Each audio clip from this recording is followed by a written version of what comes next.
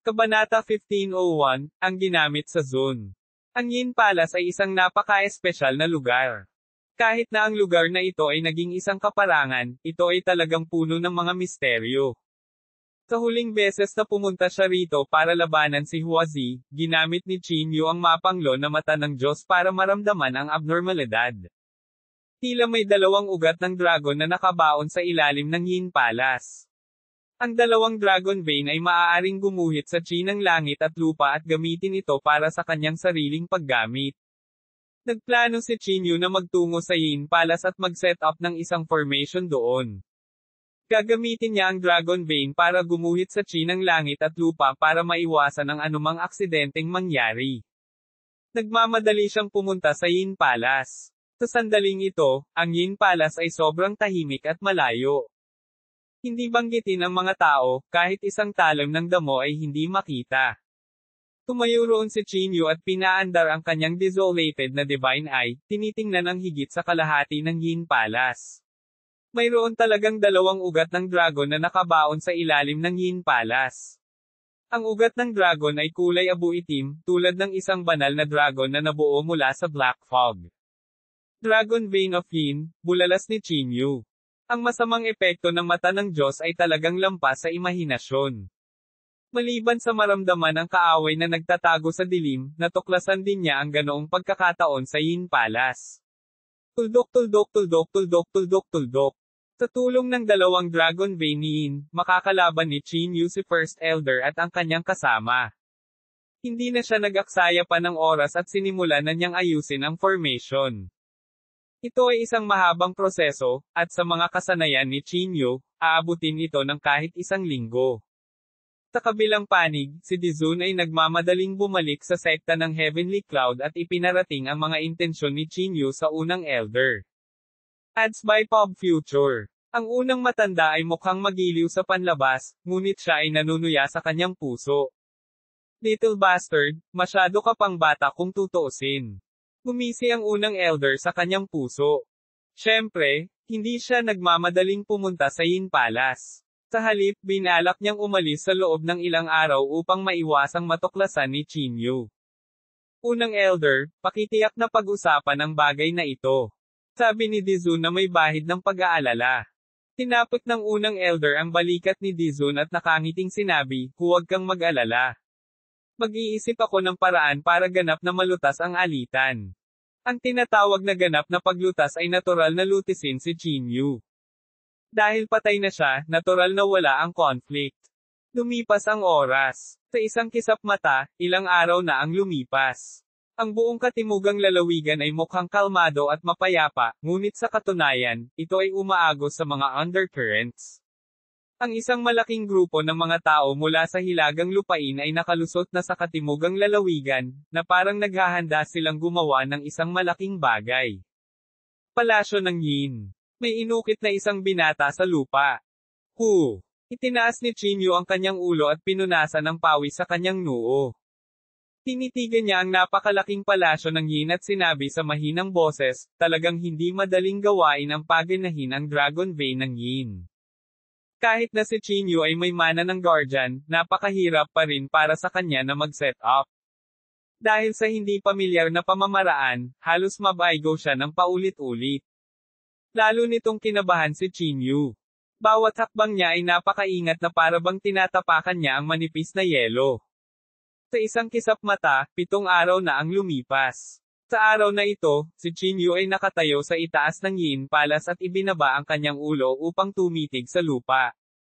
Nagtagumpay na rin ako, naisip ni Qin Yu sa sarili. Ads by Pop Future. Kung magtatagumpay o hindi ang Dragon Vein ni Yin, walang tiwala si Qin Yu sa kanyang sarili. Pagkatapos mag-isip tungkol dito, bumaril siya patungo sa isang tiyak na direksyon. Hindi alam kung ano ang pinagkakaabalahan niya. Nang matapos si Qin Yu sa pag-aayos, biglang lumitaw ang isang binata sa likod ni Qin Yu. Si Qin Yu ay nagmamadaling lumingon at tumingin sa binata sa kanyang harapan ng may pagbabantay. Malamig at mabagsik ang mukha ng binata, walang anumang magandang emosyon. Malamig niyang tiningnan si Qin Yu at sinabing, iniimbitahan ka ng aking foster father sa iyong GCT para makipag-chat. Yongji City. Bahagyang pinaikit ni Chinyu ang kanyang mga mata. Bakit niya ako hinahanap? Sinabi ng binata, hindi ko alam. Hiniling ka ng aking amang alaga na pumunta doon upang gunitain ang mga lumang panahon. Natawa si Chinyu at sinabing, wala pang 10 araw na kilala ko siya. Paano ko maaalala ang mga lumang panahon?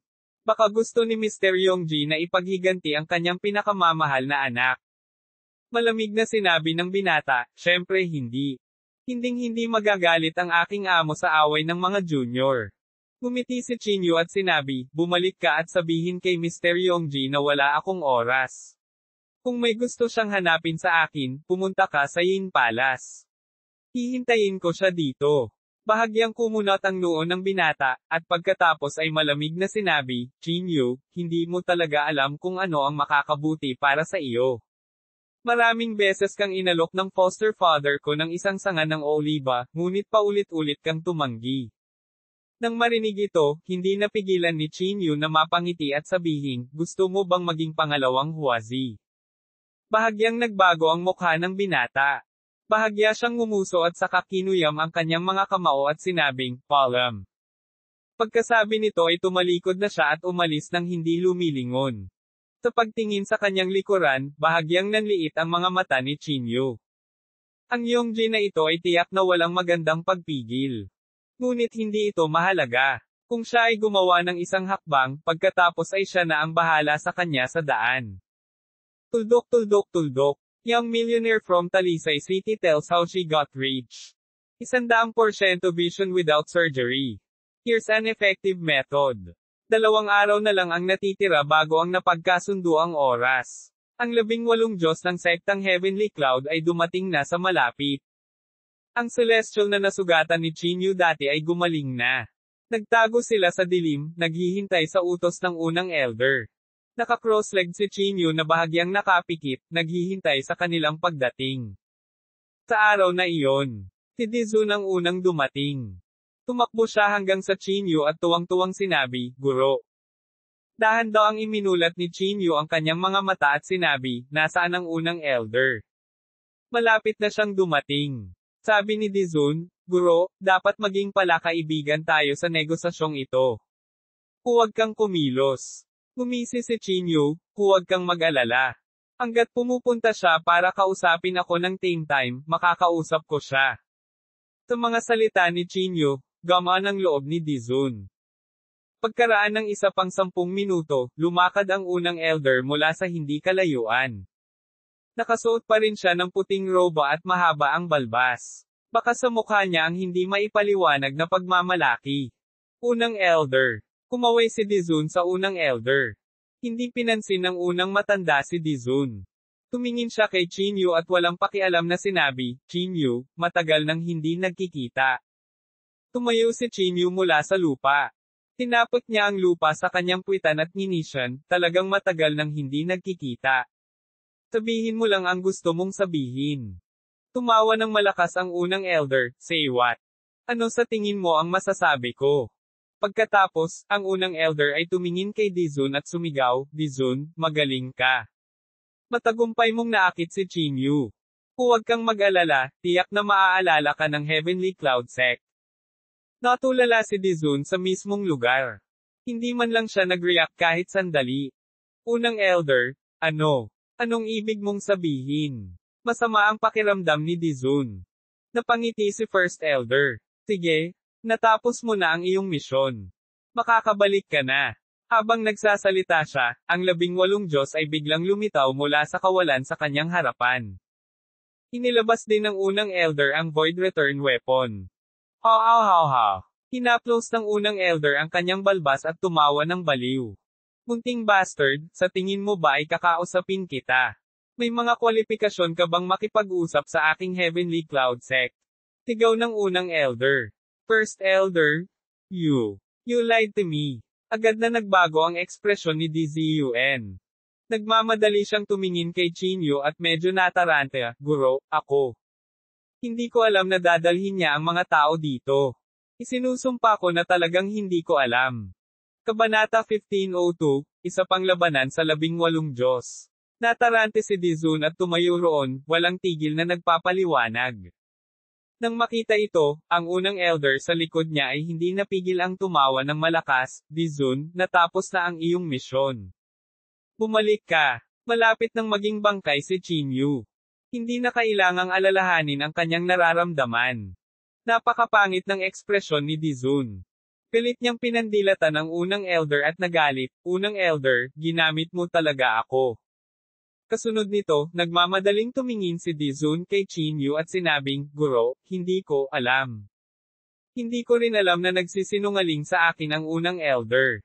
Ikinaway ni Chinyu ang kanyang kamay at walang pakialam na sinabi, syempre naniniwala ako sa iyo. Nalinlang ka ng matandang fox, unang elder. Hinailan ni Dizun ang braso ni Chinyu at sinabing, ikaw, mabilis kang tumakas. Sasamahan kita. Gumisi si Chinyu, tumakbo. Dahil naglakas loob akong lumapit, natural na hindi ako natatakot sa kanya. Guro, iyan ang 18 Diyos, ikaw. Hindi mahalaga. Paano kung sila ang 18 Diyos? Sa huling pagkakataon, maaari kong sirain ang isa sa kanila. Sa pagkakataong ito, maaari kong sirain silang lahat, malamig na sabi ni Chinyu. Nang marinig iyon, hindi napigilan ng unang elder na tumawa ng malakas, mayabang na salita. Chinyu, babayaran mo ang iyong kayabangan at kamangmangan. Itinulak ni Chinyu si Dizun sa gilid, at pagkatapos ay malamig na tumingin sa unang elder, sinabing, matandang aso, ngayon sisiguraduhin kung hindi ka na babalik. Pagkatapos sabihin ito, ang panloob na chi sa katawan ni Chinyu ay agad na sumabog. Ang lupa ay agad na nagudyok ng alikabok. Tuldok tuldok tuldok tuldok tuldok tuldok.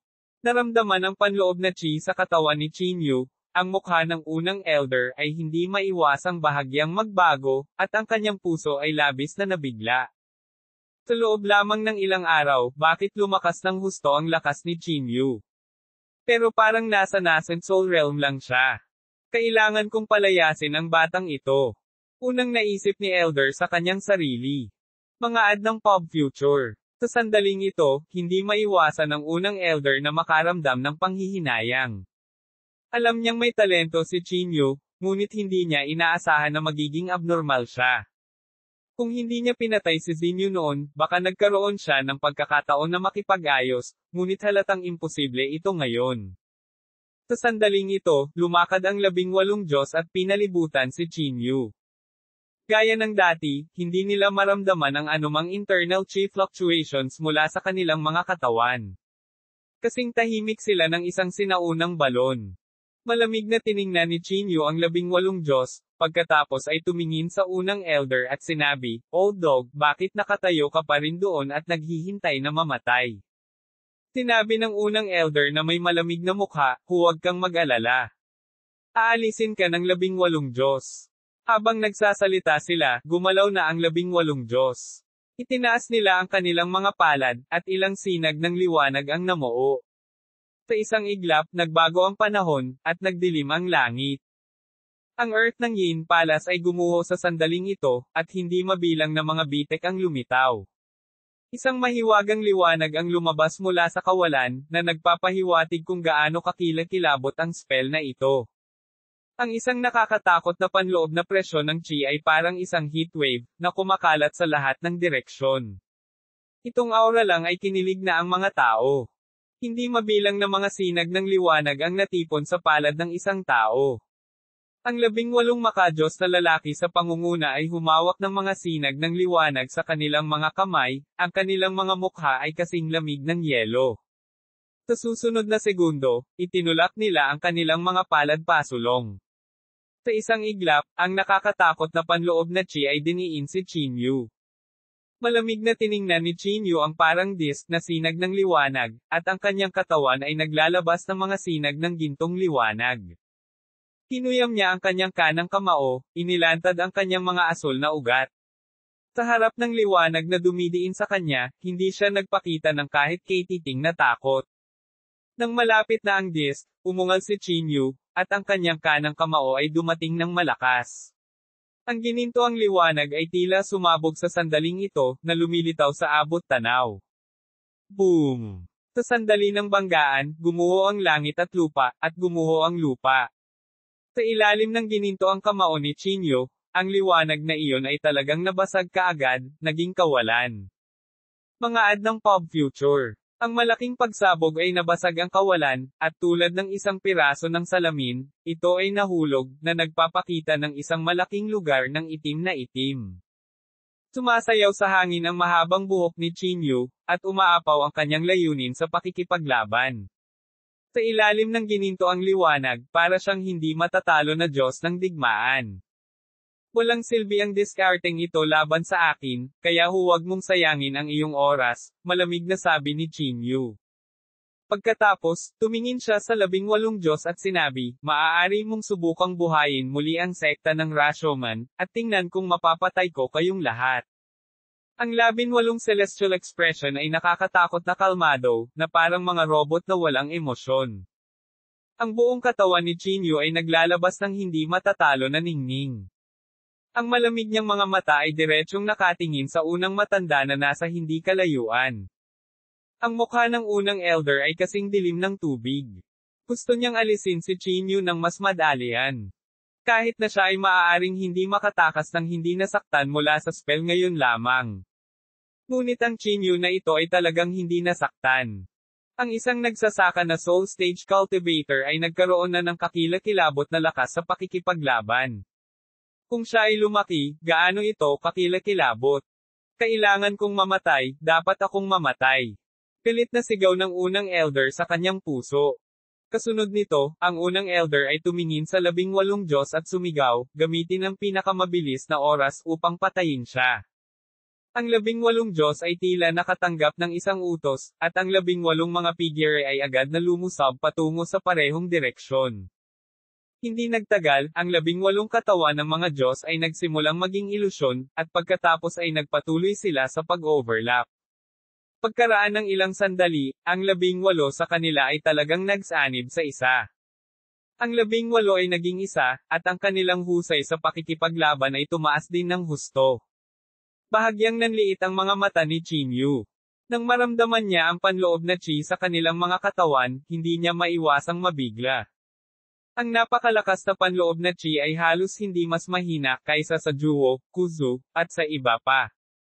18 Diyos ang naging isa. Kahit ang Sect Master ay hindi maglalakas loob na baliwalain ang 18 Diyos sa ganoong estado. Malamig na sabi ng unang elder. Mga ad ng Pop Future. Chinyo? Ang iyong swerte ay natapos na. Tumingin si Chinyo sa 18 Diyos sa kanyang harapan at mas nakaramdam ng pagkagulat. Gayunpaman, hindi siya natakot. Sa halip, inaabangan niya ito. Sa ganoong lakas ng pakikipaglaban, hindi ito maihahambing sa Juwo, ngunit hindi ito masyadong malayo. Gusto kong subukan ito. Pinaikit ni Chinyo ang kanyang mga mata at bangulong sa mahinang boses. Patayin siya kaagad. Pilit na sigaw ng unang elder. Matapos matanggap ng 18 Diyos ang utos, agad silang bumaril patungo kay Chinyo. Sa isang kisap mata ay nakarating na siya sa harapan niya. Malaki ang pagbabago sa ekspresyon ni Chinyo, at nagmamadali siyang tumapak sa line word formula at bumaril pabalik. Ang bilis. Malaking pagbabago ang ekspresyon ni Chinyo. Tila ang lakas ng pakikipaglaban ng 18 Diyos pagkatapos ng pagsanib ay hindi lamang mas mataas ng kaunti. Minamaliit ko pa rin siya, sabi ni Chinyo sa mahinang boses. Pagkatapos sabihin iyon, hindi na nang-ahas si Chinyo na itago ang kanyang lakas. Direkta niyang binuksan ang ikalimang antas ng fighting word formula. Sa suporta ng ikalimang antas ng fighting word formula, dumobble din ang lakas ng labanan ni Chinyo. Isang malakas na panloob na chi ang patuloy na lumalabas sa kanyang katawan na parang walang katapusang ilog. Biglang nanginig ang puso ni unang elder, at ang kanyang mukha ay naging mas hindi magandang tingnan. Itong batang ito, nagdikit ang ngipin ng unang elder. Ang panloob na chi na ito ay malamang na nasa itaas niya. Bush! Sa sandaling ito, muling nagpakita sa harap ni Chinyo ang 18 Diyos. Ang kanyang mga galaw ay hindi na magarbong, ngunit isang malaking kamay ang humampes kay Chinyo. Si Chinyo ay natural na hindi nang ahas na maging pabaya. Ang kanyang panloob na chi ay lumundag, at ang kanyang gininto ang buhok ay sumayaw ng ligaw. Itinaas niya ang kanyang kamay at sinalubong ang papasok na 10,000 spell-breaking punch. Boom! Sa sandali ng banggaan, naramdaman ni Chinyu ang isang malaking puwersa na bumubuhos, na para siyang natama ng meteorite. Whoosh! Sa sumunod na segundo, direktang pinalipad si Chinyu. Kabanata 1503, Kapangyarihan ng Ugat ng Dragon. Ang katawan ni Chinyu ay lumipad pabalik ng ilang daang metro. Matapos mag-slide sa hindi malamang tagal, sa wakas ay napatitag niya ang kanyang katawan. Bigla siyang tumayo mula sa lupa, medyo hindi magandang tingnan ang kanyang ekspresyon. Tulad ng inaasahan, ang 18 Diyos na ito ay mas nakakatakot kaysa sa inaakala ko, sabi ni Chinyu sa malalim na boses. Ibinaba niya ang ulo para tingnan ang palad niya, buti na lang nababalot ito ng mga galos. Gumamit man siya ng 10,000 spell-breaking punch, hindi niya ito kayang labanan. Pagkatapos magsanib ang 18 Diyos, talagang mahirap silang pakitunguhan. Huminga ng malalim si Chinyu. Bago ang pagsasanib, ang kanilang kahinaan ay ang kanilang mga pisikal na katawan. Gayunpaman, pagkatapos ng pagsasanib, tila wala ng mga bahid na natitira. Ito ay natural na napakasamang balita para kay Chinyu. Ang higit na nag-aalala sa kanya ay ang 18 Diyos ay umaasa sa katawan na ito para i-activate ang sekta ng Luosheng. Kung ganoon nga ang kaso, hindi na talaga makakalaban si Chinyu. Hindi nagtagal, ang 18 Diyos ay muling sumugod sa harap ni Chinyu, at ang unang elder ay sumunod na malapit sa likuran. Munting bastard, titingnan ko kung saan ka tatakbo sa oras na ito. Malamig na sabi ng unang elder. Bahagyang ipinikit ni Chinyu ang kanyang mga mata at nakangising sinabi, aaminin ko na ang 18 Diyos ay may kaunting kakayahan, ngunit ikaw, ang unang elder, ay wala. Nagumbok ang mga ugat sa noo ng unang elder, at malamig niyang sinabi, sa tingin mo ba wala akong magagawa sa iyo? Tuldok tuldok tuldok tuldok tuldok tuldok. Ano? Gusto mong humiram muli ng walang laman na artifact? Tumaas ang kilay ni Chinyu. Natigilan ang unang matanda. Mabangis niyang tiningnan si Chinyu at sinabing, ang mahiwagang artifact ay bahagi din ng lakas. Tumawa si Chinyu at sinabing, oo, sumasang-ayon ako sa iyo. Kaya naghanda din ako ng regalo para sa iyo. Ads by Pop Future. Bahagyang sumimangot ang unang elder at malamig na sinabi, naglalaro ka, munting bastard. Kung wala si Juwo, walang makakapagligtas sa iyo. Ganon ba? Bakit kailangan kong iligtas? Sigaw ni Chinyu. Pagkatapos, tumalon siya at tumayo ng 100 metro ang layo, malamig na nakatingin sa unang elder. Ngayon, ipapakita ko sa iyo kung ano ang Dragon Vein ng Internal Chi. Malakas na sigaw ni Chinyu. Pagkatapos, itinaas niya ang 2 kamay at isang malakas na aura ang agad na bumungad sa kanya. Sa susunod na segundo, nagsimulang manginig ang Earth, at ang buong Yin Palace ay tila sasabog na. Dahil sa biglaang pagbabago, nataranta ang unang matanda. Lumipad siya at kumunat ang noo, ano? Anong nangyayari? Boom! Sa sandaling ito, 2 Dragon Vein ng Internal Chi ang bumaril mula sa lupa. Ito ay 2 lubhang nakakatakot na aura. Sila ay nakondensed sa realidad, at ang kanilang kapangyarihan ay walang katapusan. Para bang 2 higanteng dragon ang umuungal sa tuktok ng kanilang mga ulo. Dahil maaari mong hiramin ang tool na nagbabalik ng walang bisa, natural kung mahiram ang kapangyarihan ng langit at lupa, malamig na sabi ni Chinyu. Halika, tingnan ko ito para sa aking sarili. Kasunod ng galit na dagindong ni Chinyu, pinaandar niya ang 2 Dragon Vein ni Yin at dumiretso sa unang elder. Malaki ang pagbabago sa ekspresyon ng unang elder, at dali-dali niyang inilabas ang walang laman pagbabalik na kasangkapan upang matugunan ang pag-atake. Isang maliwanag na sinag ng liwanag ang bumaril mula sa tool na nagbabalik ng walang laman at nakilala ang Dragon Vein ng Yin. Gayunpaman, ang sinag ng liwanag na iyon ay lumitaw na malutong at hindi nakikita sa harap ng Dragon Vein ng Yin. Nabasag ito nang makausap ito. Pati ang virtual entity sa kamay niya ay nanginginig. Paano ito posible? Nang makita ang eksenang ito, nagbago ng husto ang ekspresyon ng unang elder. Tumalikod siya at gustong tumakas. Gayunpaman, ang Dragon Vein ng Yin ay isang bagay na ipinanganak sa langit at lupa pagkatapos ng lahat. Ngayong ginamit na ito ni Chinyu, ang kapangyarihan nito ay hindi isang bagay na maaaring labanan ng unang Elder. Boom! Ads by Pop Future. Ang ugat ng Yin Dragon ay tumama sa likod ng unang Elder at agad itong nadurog sa lupa. Ang kanyang mga buto ay nabasag, at ang kanyang mga laman loob ay nataman. Nagluwa siya ng isang bibig ng dugo. 18 Diyos, patayin siya kaagad. Ang unang Elder ay nagmamadaling umungol.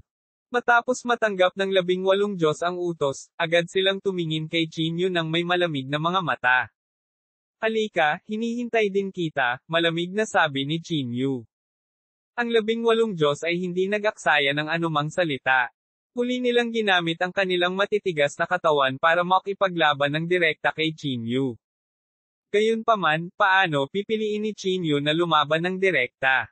Sa isang malakas na sigaw, ang dalawang Dragon Vein ng Yin ay agad na nakapulupot. Pumunta ka sa impyerno. Galit na umungol si Chinyu. Ang ugat ng Dragon Yin ay bumaril mula sa kanyang mga balikat at dumiretso sa 18 Diyos. Boom! Sa sandali ng banggaan, ang 18 Diyos ay pinalipad. Nang makita ang eksenang ito, si Chinyu ay agad na natuwa. Gaya ng inaasahan, sa harap ng Dragon Vein ng Yin, kahit ang 18 Diyos ay hindi makalaban. Little bastard, ang ekspresyon ng unang Elder ay sobrang pangit. Hindi niya inaasahan na magkakaroon ng ganoong galaw si Chinyu.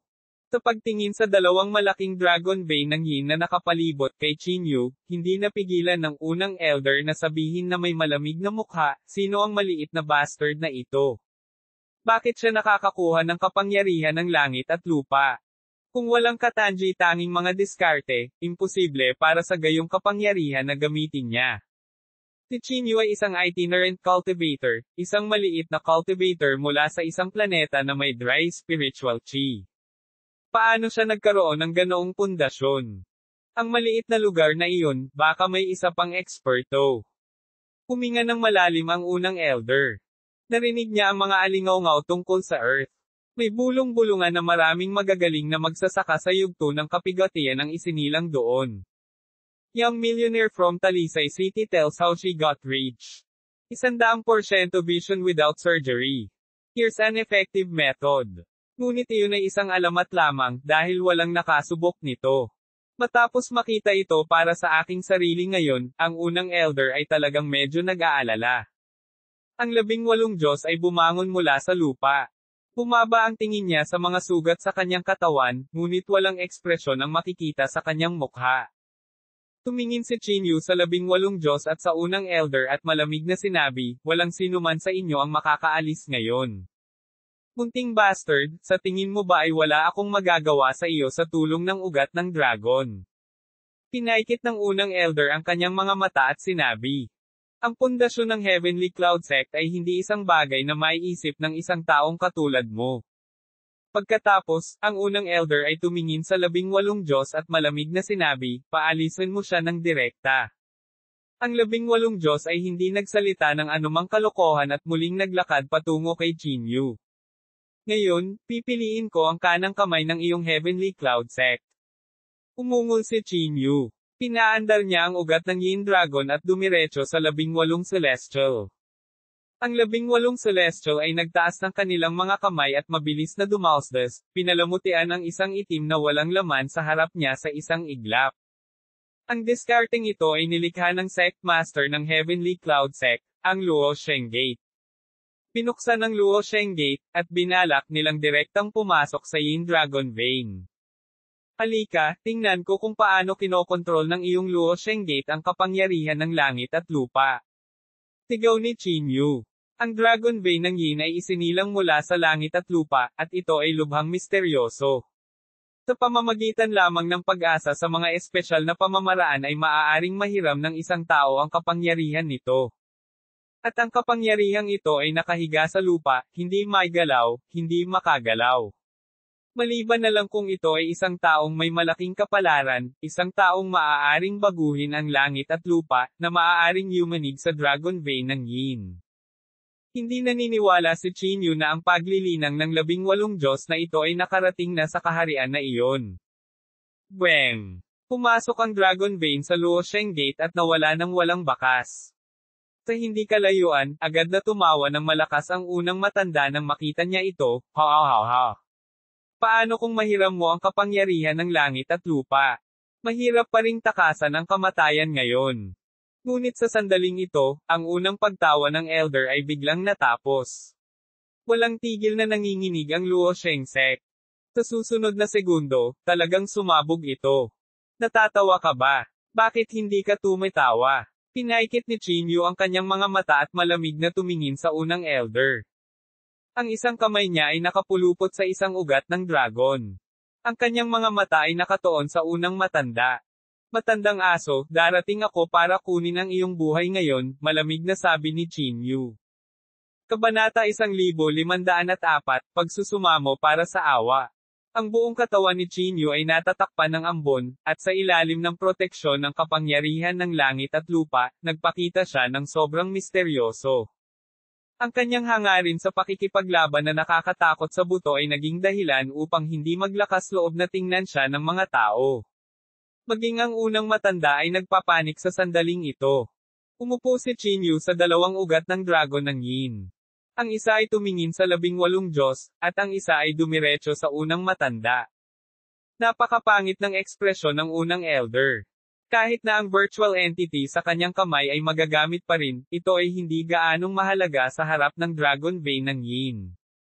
Mamatay! Sigaw ni Chinyu. Ang kanyang kaliwang kamay ay gamulong, at ang Dragon Vein ni Yin ay agad na lumabas at dumiretso sa unang elder. 18 Diyos, iligtas mo ako. Sigaw ng unang elder sa panic. Ang 18 Diyos na nakatanggap ng utos ay agad na dumating sa harap ng unang matanda. Ang kanyang buong katawan ay nababalot ng banal na aura, at binalak niyang harapin ang pag-ataking ito. Walang silbi kahit na dumating ka. Pilit na umungol si Chinyu, at dalawang Dragon Vein energies ang sabay na bumaril. Ang dagandong ng dragon ay tumagos sa langit at lupa, at isang makapal na kapangyarihan ang bumulwak. Sa dalawang Dragon Vein energies na nakasalansan, kahit ang 18 Diyos ay walang magagawa. Boom! Sa sandali ng pakikipag-ugnay, isang parang ripple na panloob na chi ang kumalat sa lahat ng direksyon. Ito ay isang napakagandang tanawin. Tuldok tuldok tuldok tuldok tuldok tuldok. Hindi mabilang na mga taluktok ng bundok ang na-flatten sa sandaling ito. Mahigit kalahati ng palasyo ng Yin ang nakalbo, parang may nag-ahit ng buhok. Ang mga katawan ng 18 Diyos ay pinalipad, at sunod-sunod na lumitaw ang mga bitek sa kanilang mga katawan. Matandang aso, mamatay ka. Pilit na umungol si Chinyu, at ang ugat ng dragon sa kanyang kamay ay bumaril patungo sa unang elder. Mga ad ng pop future. Sa kritikal na sandali na ito, ang katawan ng unang elder ay nagningning sa sobrang nakakasilaw na ningning. Ito ay isang pamamaraan ng proteksyon na itinakda ng Sect Master para sa kanya, at nagawa nitong protektahan ang kanyang buhay. Dumiretso ang Dragon Vein patungo sa dibdib ng Sect Master, at ang protective technique ay bumagsak sa isang iglap. Ang natitirang puwersa ay bumagsak sa dibdib ng unang elder, nabali ang kanyang mga tadyang sa isang iglap. Ang tinatawag na protective technique ay talagang napakahina sa harap ng Dragon Vein. Bumulwak ang dugo mula sa bibig ng unang elder, at bumagsak ang kanyang dibdib. Sa sandaling ito, ang unang matanda ay ganap na naguguluhan. Nagamit na niya ang lahat ng kanyang panloob na chi, ngunit hindi pa rin niya mapigilan ang pagpatay kay Chinyu. Matandang aso, ngayon ang araw na mamatay ka. Mamatay kasama si Xingyu. Umungol si Chinyu at humakbang pasulong. Sa sandaling ito, gumalaw ang langit at lupa. Ang panloob na chi ng unang elder ay naging sanhi ng panginginig ng kanyang buong katawan. Nanliit ang kanyang mga pupil habang nakatitig kay Chinyu, na parang naghihintay na bumaba ang kamatayan. Buzz! Sa kritikal na sandali, muling tumayo ang 18 Diyos at hinaranggan si Chinyu. Gayunpaman, pagkatapos na makayanan ang pag-atake na ito, ang 18 Diyos ay hindi na mapanatili ang kanilang 18 pagkakatawang tao at bumalik sa kanilang orihinal na anyo. Ang 18 Diyos ay nakatayo sa iba't ibang posisyon, nakatingin kay Chinyu na may malamig na mga mata. Ang kanilang mga katawan ay nakatanggap ng iba't ibang mga pinsala, at mga patak ng dugo ay dumaloy pababa. Sumigaw si Chinyu, matandang aso, tingnan natin kung sino ang makakapagligtas sa iyo ngayon. Habang nagsasalita siya, humakbang muli si Chinyu. 2 Yin Dragon Vein ang nagpabaligtad sa langit at lupa, na humahampas sa unang elder. Ngunit sa sandaling ito, biglang kumislap ang ginintoang liwanag sa pagitan ng mga kilay ng unang elder, at sa sumunod na segundo, isang malaking kamay ang nakaunat. Tinalubong ng malaking kamay ang ugat ng Yin Dragon, na nagbunga ng marahas na banggaan. Mga ad ng Pop Future. Bang! Sa ilalim ng banggaan na ito, ang unang elder ay direktang pinalipad, at higit sa kalahati ng kanyang katawan ay nabasag. Ito ay isang kalunos-lunos na tanawin. At ang may-ari ng malaking kamay na iyon ay talagang ang Sect Master ng Heavenly Cloud Sect. Nakasuot siya ng mahabang damit, lumulutang sa hangin, nakatingin kay Chinyu na may kalmadong ekspresyon. Sect Master, iligtas mo ako. Ang unang elder ay parang asong bali ang likod, nakaluhod sa lupa at paulit-ulit na humihingi ng awa. Hindi pinansin ng unang elder, ngunit tumingin kay Chinyu at tahimik na sinabi, ang bagay na ito, tapusin na natin ito. Tapusin mo na ito. Sabi mo ito na ang katapusan. Malamig na sabi ni Chinyu. Sineseryoso mo talaga ang matandang asong ito. Kahit ang sarili mong anak ay walang masyadong backup plan, tama ba? Bahagyang sumimangot si unang elder. Ang medyo gwapo niyang mukha ay tila hindi nasisiyahan. Pagkatapos, malamig na tiningnan ng Sect Master si Chinyu at sinabing, pinatay mo ang anak ko. Ano pa ang gusto mo? Itinuro ni Chinyu ang unang elder at malamig na sinabi, gusto kong mamatay siya kasama si Xingyu. Dapat siyang mamatay. Hindi mo siya mapapatay, malamig na sabi ng Sect Master. Gumisi si Chinyu, kung gayon, subukan natin. Kung ito ang tunay na katawan ng Sect Master, maaaring matakot si Chinyu. Gayunpaman, ito ay isang anino lamang. Si Chinyu ay may 2 Dragon Vein ng Yin, kaya paano siya matatakot? Nang i-activate na ni Chinyu ang Dragon Vein ng Yin, isa pang tao ang sumugod sa eksena. Chinyu? Tumigil ka. Pagtingin, si Mr. Yongji talaga. Nagpakita siya rito kasama ang 2 alagad. Pinaikit ni Chinyu ang kanyang mga mata at nginisyan, Mr. Yongji, bakit? Gusto mo rin bang makialam sa bagay na ito? Walang pakialam na sinabi ni Yongji, niligtas ko ang buhay mo minsan, at iniligtas ko ang buhay niya ngayon. Paano na? Dahil dito, medyo naguluhan si Chinyu. Sinasabing pinagnanasaan ni Mr. Yongji ang makalangit na sekta ng ulap. Hindi ba't isang magandang bagay para sa kanya ang pagkamatay ng unang matanda? Bakit kailangan niyang lumabas para protektahan siya? Bigyan mo ako ng mukha, paano naman? Mr. Patuloy na tanong ni Yongji. Umiling si Chinyu at sinabing, hindi, sinabi ko na dapat siyang mamatay. Kung gusto mong makialam, gawin mo na. Chinyu, huwag kang masyadong walang hiya. Sigaw ng disipulo sa tabi ni Yongji. Ang mga mata ni Chinyu ay parang kidlat habang malamig na tumingin sa disipulong iyon. Maaari mo rin itong gawin ng magkasama, malamig na sabi ni Chinyu. Nang makita ito, hindi napigilan ni Yongji na mapabuntong hininga at sinabing, Chinyu, bakit hindi tayo mag-usap ng pribado? Bahagyang kumunat ang noo ni Chinyu. Tiningnan niya ng masama si Yongji. Ngumiti si Yongji at sinabing, nakokontrol mo ang ugat ng Yin Dragon, kaya bakit ka natatakot sa akin? At saka, ayaw kitang masaktan. Nag-isip sandali si Chinyu at pagkatapos ay malamig na sinabi, sabihin mo lang ang gusto mong sabihin. Walang sinabi si Yongji. Ginamit niya ang kanyang divine sense para ihatid ang kanyang boses, Chinyu, kung papatayin mo ang unang elder, sino ang mamamahala sa Heavenly Cloud Sect? Naisip mo na ba? Ano ang kinalaman nito sa akin? Gumisi si Chinyu. Sinabi ni Yongji sa malalim na boses, kung mamatay ang unang elder, ang Sect Master ng Heavenly Cloud Sect ay tiyak na lalabas sa pag-iisa. Kapag dumating ang oras na iyon, sino ang makakaharap sa Heavenly Cloud Sect? Paano mo paprotektahan ang iyong sarili? Malinaw kong masasabi sa iyo na kung determinado ang Sect Master ng Heavenly Cloud Sect na patayin ka, walang sino man sa buong South Province ang makakapagligtas sa iyo. Ang mga salitang ito ay nagpaalala kay Chinyu na ang unang elder ay isang tulala. Tunay na magandang balita na siya ang namamahala sa sekta ng Heavenly Cloud. Gayunpaman, matagal nang naghintay si Chinyu para lang patayin ang unang elder na ito. Ngayong hiniling sa kanya na sumuko, paano niya ito natitiis? Hayaan mo siya. Ginagarantiya ko na ang sektang Heavenly Cloud ay hindi mahihirapan sa iyo, malamig na sabi ng Sect Master. Ang ekspresyon ni Chinyu ay sobrang pangit. Nang makitang nasa harapan na niya ang kanyang kaaway, hindi niya ito kayang patayin. Dahil sa pakiramdam na ito, labis na hindi komportable si Chinyu. Chinyu? Kung gusto kitang patayin, matagal ka nang namatay. Hindi mo ba naiintindihan? Biglang sumigaw ang Sect Master. Sa tingin mo ba ay hindi ka maaalis ng makalangit na sekta ng ulap? Ngayon, hinayaan mo siya bilang pagbabalik ng aking pabor. Pagpapatuloy ng Sect Master. Chapter 1505, Minsan lang. Malamig na tumingin si Chinyu sa direksyon ng unang elder. Pagkaraan ng ilang sandali, ang panloob na chi sa paligid niya ay dahan-daang naglaho.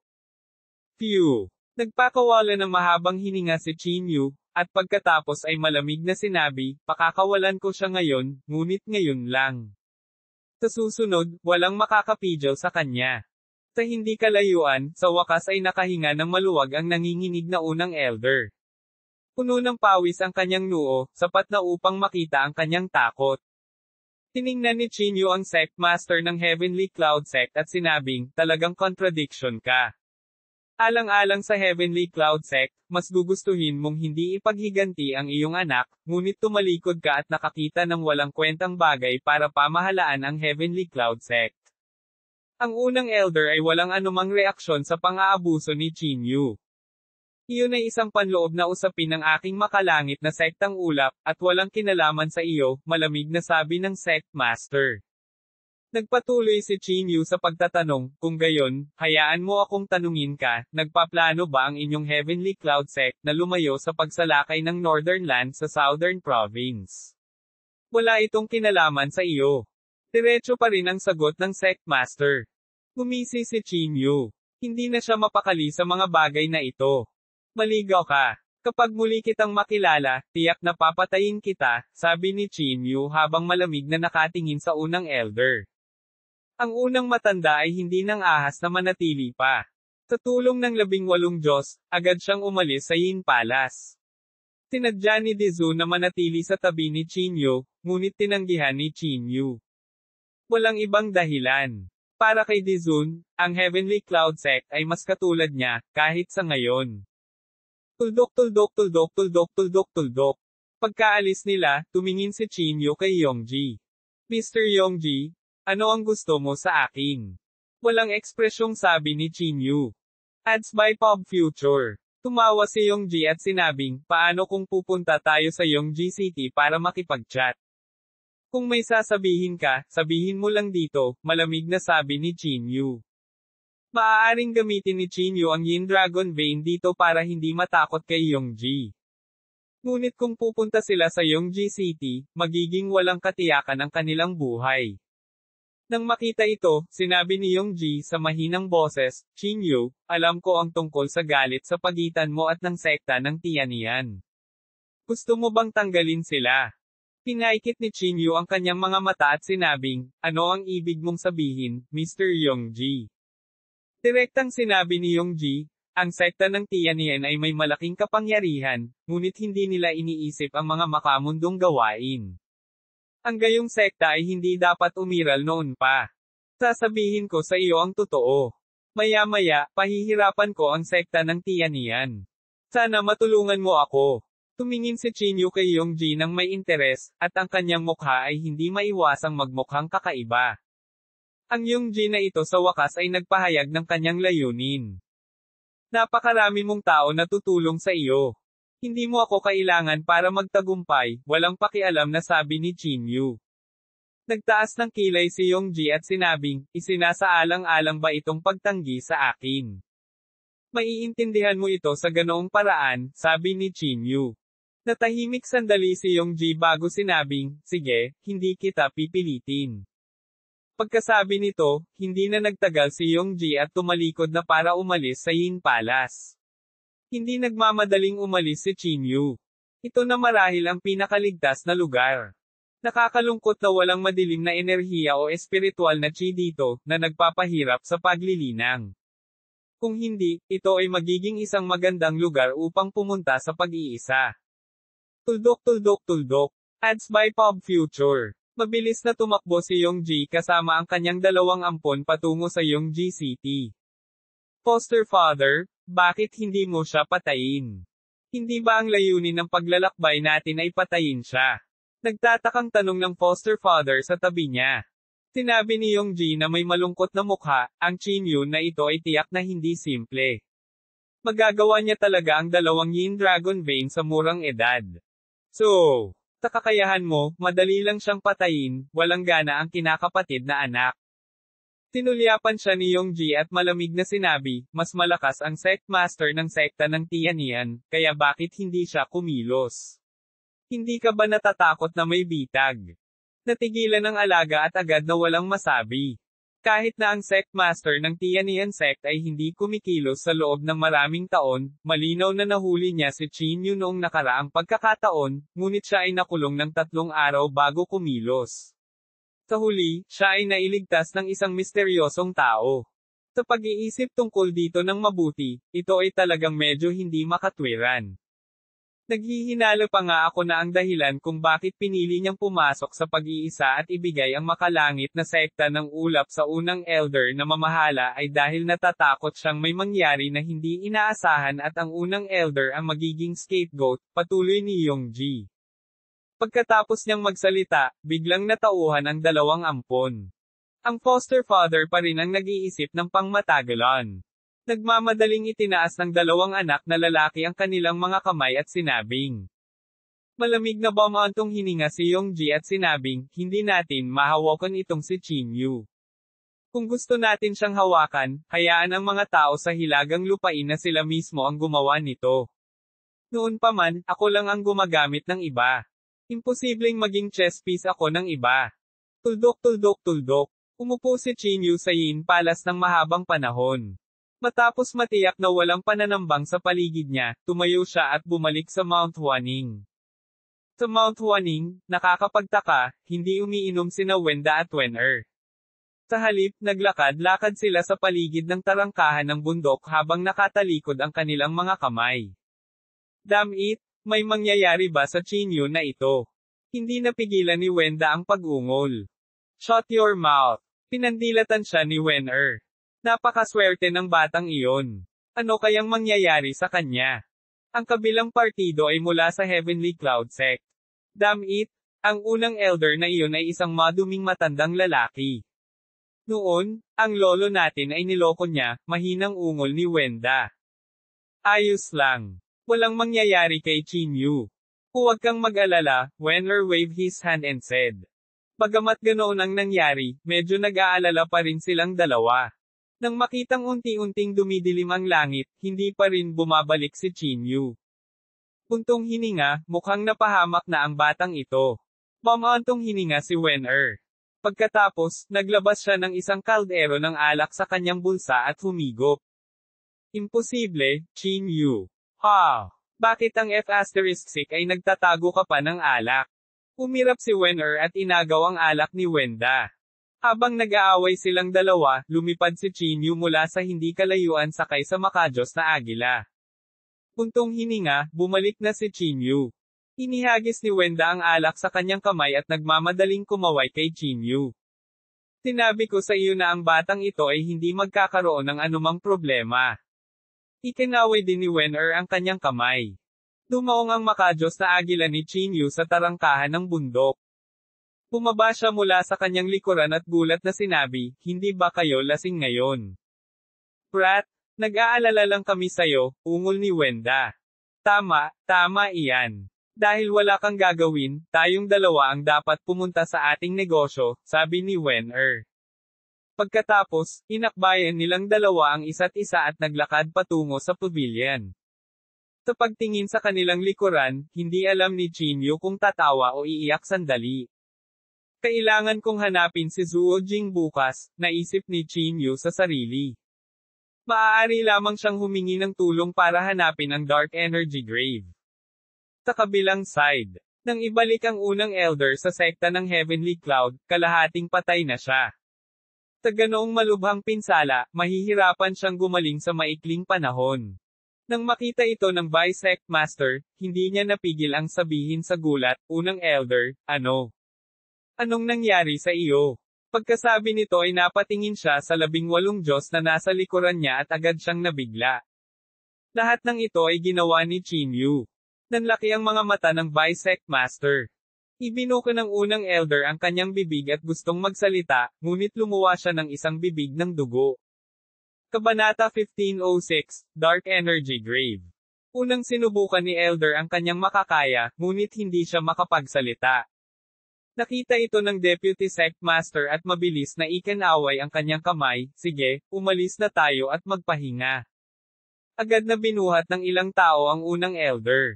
Pagtingin sa kanilang likuran habang sila ay umalis, nagpakawala ng mahabang buntong hininga ang Deputy Sect Master.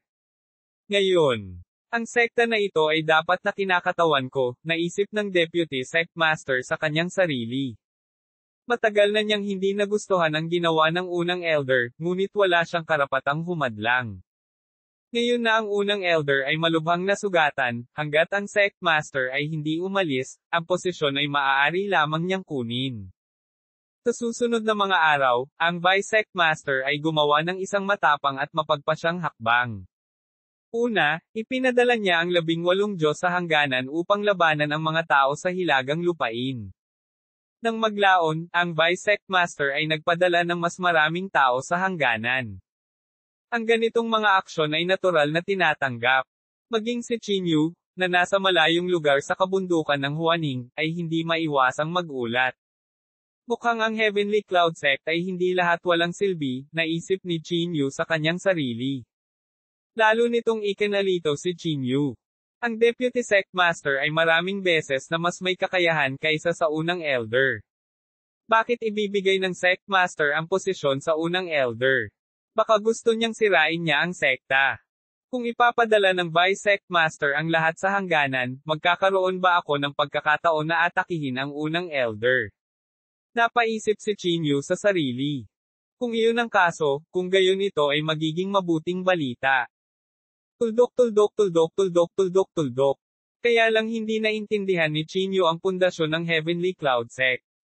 Ang gayong sekta ay malamang na nagtayo ng lahat ng uri ng mga bawal sa pagbuo noon pa man. Sa kakayahan ni Chinyu, hindi magiging madali para sa kanya na pumasok. Ads by Pop Future. Si Yongji lang ang maaasahan ko, naisip ni Chinyu sa sarili. Ang mga aksyon ni Yongji ay nagpakita na ng kanyang puot sa sekta ng Heavenly Cloud. Ngayong ang Sect Master ay nasa pag-iisa, maaaring samantalahin ni Yongji ang pagkakataong ito para umatake. Nang pumasok siya sa sekta ng Heavenly Cloud, maaaring maghintay si Chinyu ng pagkakataon na patayin ang unang elder at maghayganti para kay Xingyu. Tuldok tuldok tuldok. Kinabukasan, umalis si Chinyu sa Mount Huaning at dumating sa tirahan ni Zuo Jing. Nagkataon, nang dumating si Chinyu sa tirahan ng pamilya Zuo, nagkataon na nakilala niya si Li Yingying at ang iba pa. Naka-cross-leg sila sa ilalim ng Arbor Pavilion, umiinom at nagsasaya. Ito ay medyo komportable. Nang makitang biglang lumitaw si Chinyu, hindi maiwasan ang lahat na mabigla. Kapatid na Chin. Si Zuo Jing ang unang nanambalik ng katinoan. Agad niyang ibinaba ang tasa ng alak sa kanyang kamay at mabilis na naglakad patungo kay Chinyu. Si Li Yingying, sa kabilang banda, ay tila hindi natural. Kuya Zuo. Bahagyang tumango si Chinyu kay Zuo Jing. Ngumiti si Zuo Jing at sinabi, Brother Chin, bakit ka nandito? May importante akong itatanong sa iyo, dumiretso si Chinyu sa punto. Hinailan ni Zuo Jing si Chinyu at sinabing, Brother Chin, please take your seat. Umupo tayo at mag-usap. Sumulyap si Chinyu kay Li Yingying at pagkatapos ay sinabi, kalimutan mo na ito. Gusto lang kitang tanungin ng ilang salita at pagkatapos ay umalis. Brother Chin, mas mabuting maupo ka kaagad. Talagang hinahangaan namin ang iyong malalaking galaw kamakailan. Ads by Pop Future. Oo. Kuya Chin, halika at uminom ka. Don't tell me hindi mo kami bibigyan ng mukha. Tigaw din ng iba. Nang makita ito, hindi makatanggi si Chin Yu.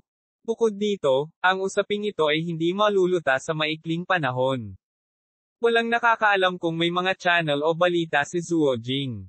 Sa makatuwid, umupo si Chin Yu kasama si Zuo Jing.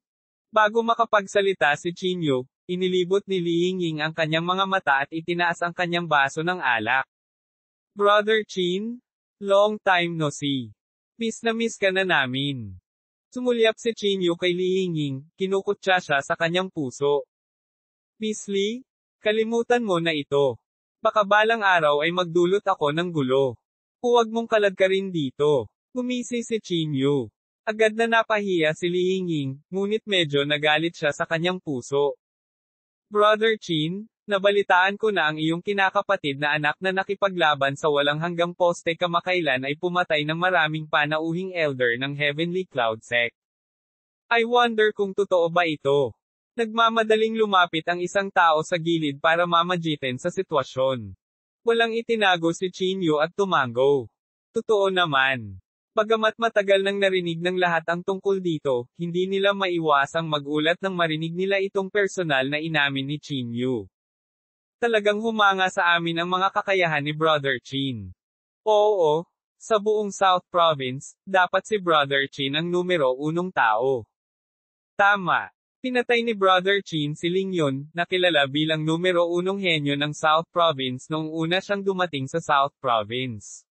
Ngayon, kahit na ang panauhing elder ng Heavenly Cloud Sect ay hindi ka makakapareha. Nakakahiya talaga sa amin. Napangiti si Chin Yu habang isa-isang sumagot. Pagkatapos, itinaas niya ang kanyang tasa at uminom. Ang grupo ng mga tao ay uminom at nagsaya. Medyo masaya sila. Narinig mo ba? Ang hangganan ay tila nagkakagulo kamakailan. Sa sandaling ito, may biglang nagsalita. Oo, paulit-ulit na ginagawa ito ng mga tao sa hilagang lupain. Nakapatay sila ng hindi mabilang na angka ng ating rehiyon sa timog. Nakakainis. Hindi yun ang punto. Sa sandaling ito, umiling ang isang binata. Hinawakan niya ang tasa ng alak sa kanyang kamay at sinabi ng may tame time na ekspresyon, nakabisado na ng mga hilagang lupain ang spatial spell. Marami ng tao ang nakarating na sa ating rehiyon sa timog. Hindi natin alam kung kailan sila kikilos. Kapag dumating ang oras na iyon, tiyak na magiging isang malaking sakuna. Tama. Sumang-ayon din ang isa pang binata. Ang ating timog na rehiyon ay dumanas ng malaking kawalan. Mayroong isang malaking patay na ilog sa pagitan ng timog na rehiyon at hilagang rehiyon. Kung wala ang Porma Sayon, hindi tayo makakapasok sa hilagang rehiyon. Samantala, ang mga tao sa hilagang rehiyon ay malayang makakapasok at makalabas sa ating katimugang rehiyon. Sai, don't tell me na walang teleportation formation ang southern region natin. Tanong ng isa. Umiling si Zuo Jing at sinabing, ang Southern Province ay isang malaking teleportation formation, at ang gastos ay napakataas. Hindi tayo maaaring magpadala ng maliliit na grupo ng mga tao sa hilaga para mamatay, tama ba? Pagkarinig nito ay agad na hinampis ng isang tao sa mesa ang mesa at tumayo. Galit niyang sinabi, kung gayon ang ating katimugang lalawigan ay pasibo lamang na magtatanggol. Kung magpapatuloy ito, ang katimugang lalawigan ay malaon o huli ay kakainin nila. Hindi ko alam, hindi ko alam. Sunod-sunod na umiling ang mga tao sa mesa. Sumimangot din si Chin Yu. Hindi niya inaasahan na nahulog na sila sa ganoong sitwasyon. Sa ibabaw, ang South Province ay tila kalmado at mapayapa, ngunit walang nakakaalam kung kailan sila gagawa ng hakbang, kung paano sila gagawa ng hakbang, o kung ano ang kanilang gagawin sa South Province. Ang pagbangon at pagbagsak ng mundo ay pananagutan ng karaniwang tao. Sa kabutihang palad, ang sekta ng Heavenly Cloud ay nakagawa na sa wakas, buntong hininga ng isang tao. Sa puntong ito, tumingin si Zuo Jing kay Chin Yu. Brother Chin, Narinig ko na pumunta rin si Lord Zuo sa Hilagang Hangganan. Totoo ba iyon? Tanong ni Zuo Jing.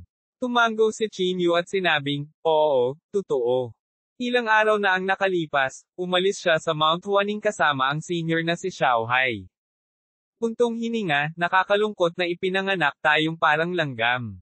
Hindi tayo gaanong mahalaga, hinaing ng isang binata sa tabi niya. Huwag na nating pag-usapan ang mga malungkot na paksang ito. May kumaway ng kamay. Pagkatapos, tumingin si Zuo Jing kay Qin Yu at nagtanong, Brother Qin, bakit mo ako hinahanap sa pagkakataong ito? Napatingin si Qin Yu sa mga tao sa mesa. Dahil sa pagbabantay, hinailan ni Qin Yu si Zuo Jing sa gilid. Brother Zuo, alam mo ba kung saan ang Dark Energy Grave sa South Province? Tanong ni Qin Yu. Medyo nagulat si Zuo Jing at sinabing, Dark Energy Grave. Bakit mo hinahanap iyan? Natahimik si Qin Yu saglit at pagkatapos ay nagsabi, kailangan ko ng dark energy. Kabanata 1507, ang tinig ng Heavenly Blood Rainbow. Dark energy. Lalong sumimangot si Zuo Jing. Hinailan niya si Qin Yu sa gilid at bamulong, Brother Qin, para saan ba gusto mo ng dark energy? Ibinuka ni Qin Yu ang kanyang bibig at nag-alinlangan ng mahabang panahon, ngunit sa huli, nagpasya siyang huwag sabihin kay Zuo Jing. Sa madaling salita, ito ay kapaki-pakinabang. Kailangan ko ng maraming dark energy, sabi ni Qin Yu.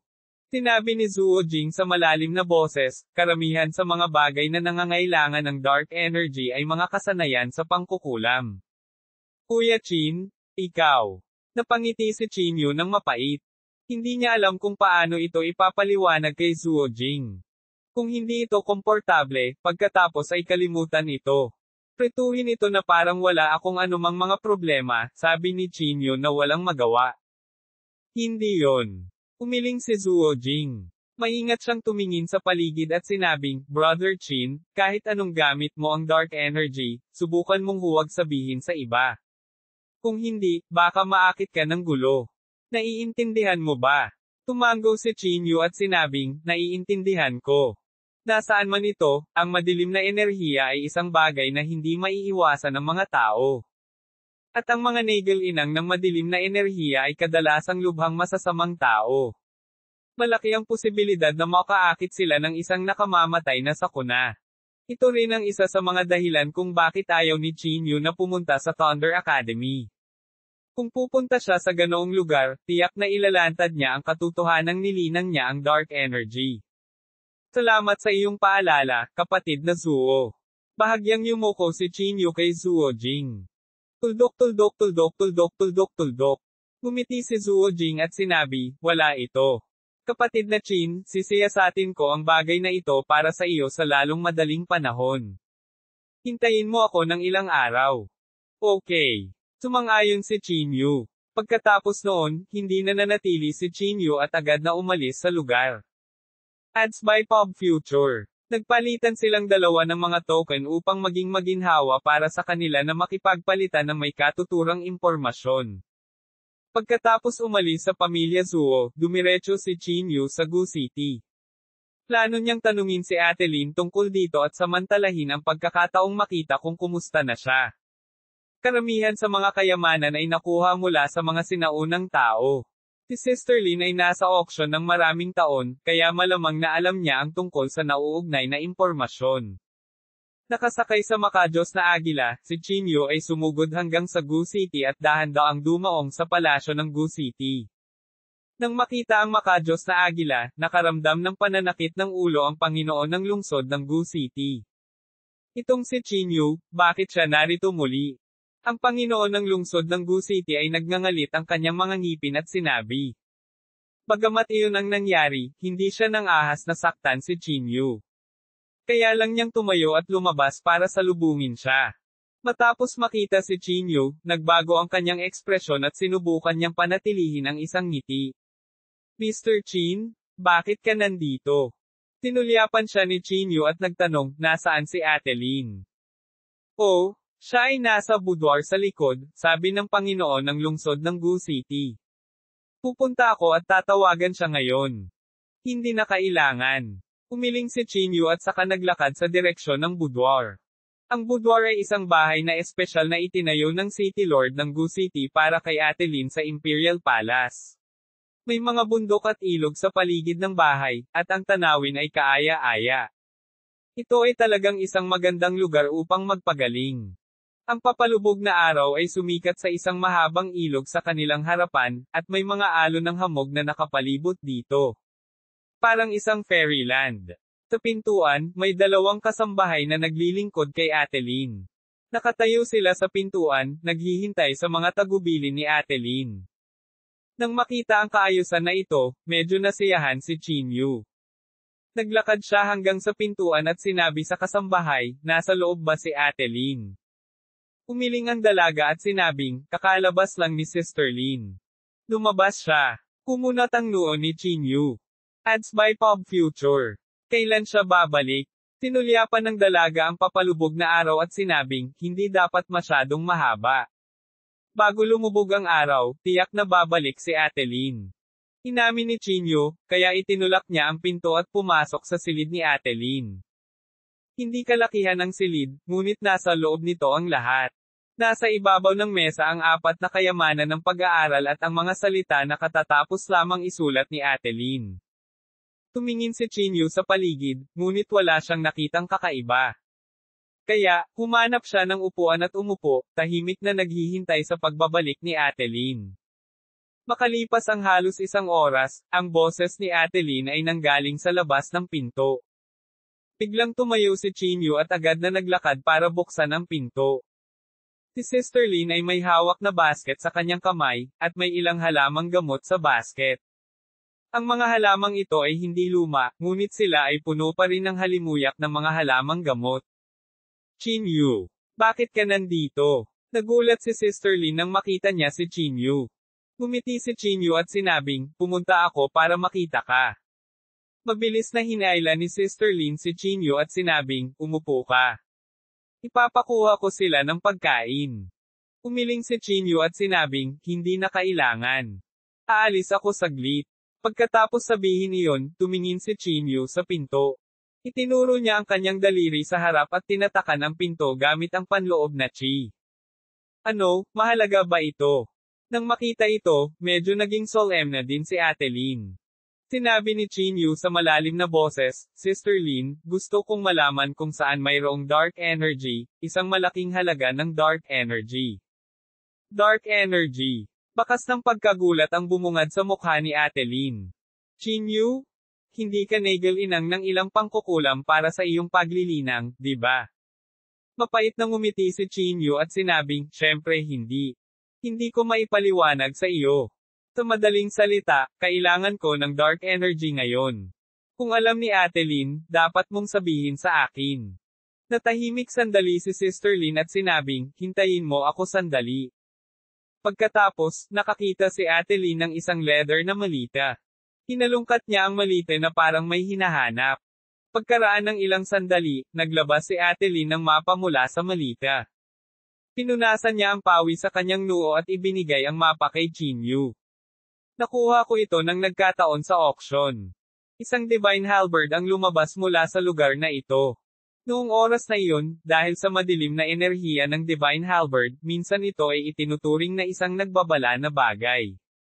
Ito ay inilagay ng mahabang panahon bago may nang-ahas na kunin ito, sabi ni Ate Lin sa malalim na boses. Ibinigay niya ang mapa kay Chinyu. May ilaw sa mapa na nagmarka ng isang tiyak na lokasyon. Kinuha ni Chinyu ang mapa, yumuko, at sinabing, salamat, Ate Lin.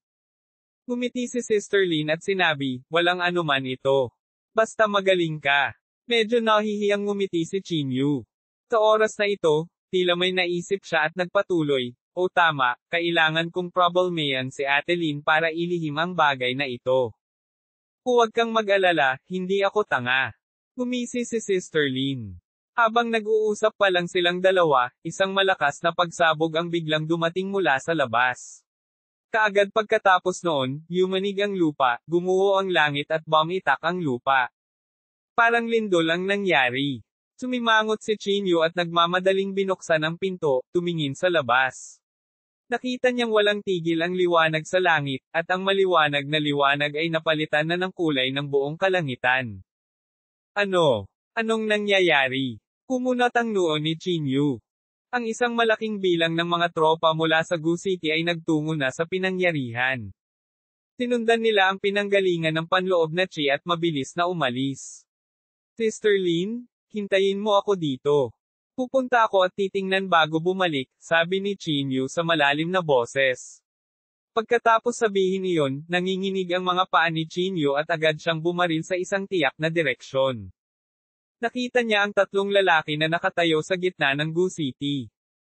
Lahat sila ay nababalot ng itim na damit, at ang kanilang mga katawan ay naglalabas ng panginginig ng itim na ambon. Maraming bangkay ang nakatambay sa kanila. Ang mga bangkay na ito ay kamukhang kamukha ng teknik ni Hiteng. Ang bawat bangkay ay labis na nanlata. Ito ay isang katulad na panloob na Chi. Habang tumatakbo ng ligaw si Chinyu, bigla siyang nakarinig ng boses. At ang pinagmula ng boses na ito ay talagang Heavenly Blood Rainbow. Kabanata 1508, ang plot ng Hilagang Lupain. Si Chinyu ay likas na huminto nang marinig niya ang boses ng Heavenly Blood Rainbow. Makalipas ang mahabang panahon, nakalimutan na niya ang tungkol sa Heavenly Blood Rainbow. Hindi niya akalain na buhay pa siya. Anong ibig mong sabihin? Tanong ni Chinyu na may banal na kahulugan. Medyo mahina ang boses ni Heavenly Blood Rainbow. Dahan-dahan niyang sinabi, ang aura na ito, marahil ay minana ng walang kamatayang sekta ng pagpatay. Sa sandaling sinabi niya ito, agad na naramdaman ni Chinyu ang lamig sa kanyang gulugod. Kung hindi mali ang kanyang hula, ang grupong ito ng mga tao ay dapat nanggaling sa Hilagang Lupain. Maaaring nakuha ng mga Hilagang Lupain ang panloob na Chi ng immortal na pagpatay ng sekta upang mabuo hanggang ngayon. Kung iyon talaga ang kaso, tiyak na ito ay isang lubhang nakakatakot na bagay. Ang walang kamatayang sekta ng pagpatay ay tiyak na hindi isang bagay na maihahambing ng mga sekta sa katimugang rehiyon.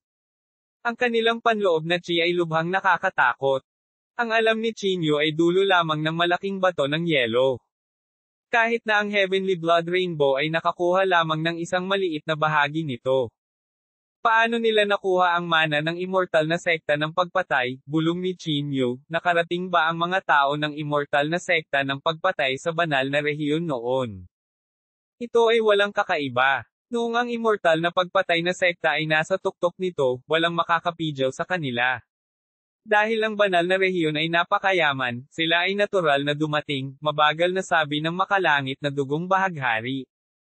Tuldok tuldok tuldok tuldok tuldok tuldok. Habang nagsasalita siya, may bahagyang pagmamalaki sa kanyang boses, na para bang inaalala niya ang rurok ng walang kamatayang sekta ng pagpatay. Sinabi ni Chinyu sa malalim na boses, maaaring ang taong nasa likod mo ang nagbigay ng legacy ng Northern Land. Sa sandaling ito, biglang may naisip si Chinyu. Ang Heavenly Blood Rainbow ay hindi ang tunay na kahalili, at ang kahalili sa likod niya ay mas nakakatakot. Gayunpaman, ang kanyang pagkakakilanlan ay napakahiwaga, at hindi pa niya nakita ang makalangit na bahaghari. Hindi ko alam, sabi ng Heavenly Blood Rainbow sa mahinang boses. Natahimik si Chinyu. Nagmamadali siyang pumunta sa kanyang destinasyon. Napaligiran na ng hukbo ng lungsod ng Go ang ilang lalaking nakasuot ng itim na damit. Gayunpaman, hindi sila nararapat na banggitin sa harap ng mga lalaking nakasuot ng itim. Sa totoo lang, wala man lang silang lakas para lumaban. Ang maraming general ng Gu City ay binugbog hanggang sa samuka sila ng dugo. Ang ilan sa kanila ay nagkaroon pa nga ng divine sense at bumagsak sa lupa. Sa isang sandali, ang eksena ay masyadong kakilakilabot na tingnan. Marami sa mga sundalo ng Gu City ang tumalikod at tumakbo. Nang makita ang eksenang ito, mas natitiyak ni Chinyu na ang mana ng Hilagang Lupain ay tiyak na nauugnay sa walang kamatayang sekta ng pagpatay. Hindi kaya, ang tao sa likod ng Heavenly Blood Rainbow ay siya si Teng. Napaisip si Chinyu sa sarili. Gayunpaman, hindi niya ipinagpatuloy ang pag-iisip tungkol dito. Hindi ngayon ang oras para isipin ito. Malamig na tiningnan ni Chinyu ang lalaking nakasuot ng itim na kaharap at malamig na sinabi, hindi ko inaasahan na ang mga tao sa Hilagang Lupain ay nakapasok na sa Gu City. Ang lalaking nakasuot ng itim na damit ay tumingin kay Chinyu at walang pakialam na sinabi, hindi lamang Gu City, ngunit ang buong Southern Province ay may mga tao sa lahat ng dako. Hanggat ibibigay natin ang utos, sapat na upang sirain ang buong katimugang lalawigan. Nang magsasalita na sana si Chinyu, dumating ang Panginoon ng lungsod ng Gu City sakay ng isang karwahe. Nakatayo siya sa langit at pinagmasdan ang madugong eksena. Lalong naging hindi magandang tingnan ang kanyang ekspresyon. Sino kayong mga tao? How dare you touch my people? Sigaw ng City Lord ng Gu City.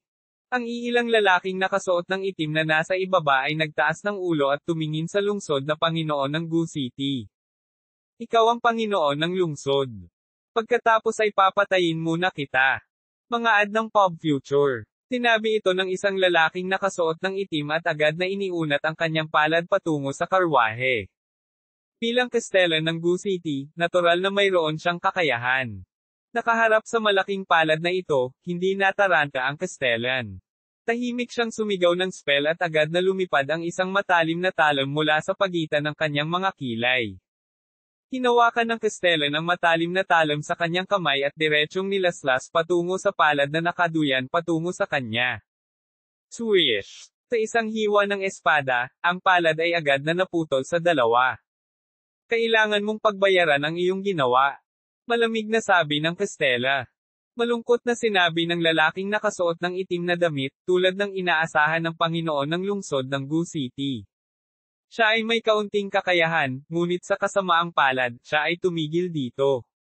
Bago siya matapos magsalita, ilang lalaking nakasuot ng itim ang sabay-sabay na sumalakay, dumiretso sa City Lord of Gu City.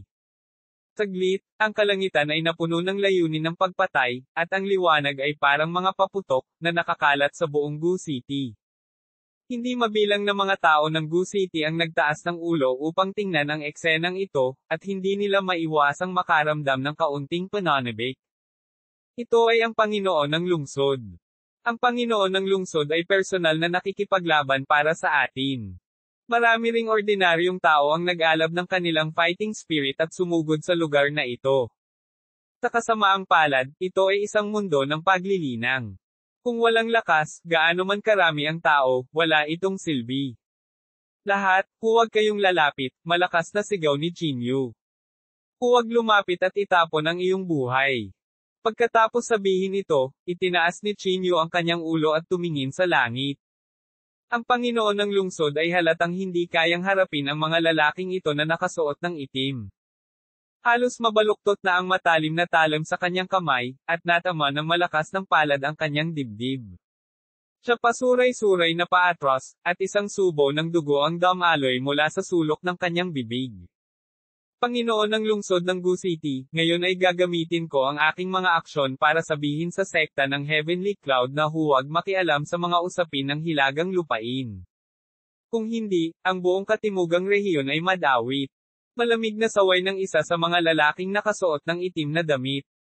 Bahagyang naningkit ang mga mata ni Chinyu, agad na naunawaan ang mga intensyon ng Hilagang Lupain.